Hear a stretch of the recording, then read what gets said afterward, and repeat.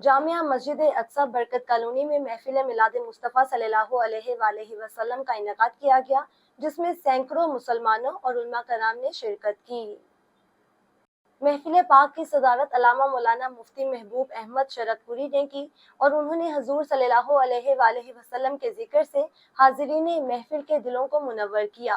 महफिल पाक का आगाज तिलावत कलाम पाक से हुआ, जिसकी सआदत कारी मोहम्मद अताउर रसूल ने हासिल की।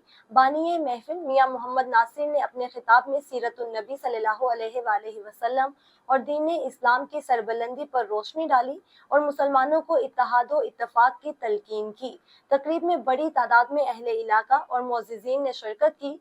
आखिर में उम्मत मुस्लिमा और मुल्क पाकिस्तान और अफवाज पाकिस्तान और सैलाब में इमदादी कार्रवाइयाँ करने वाले तमाम इदारों की सलामती के लिए खुसूसी दुआ की गई।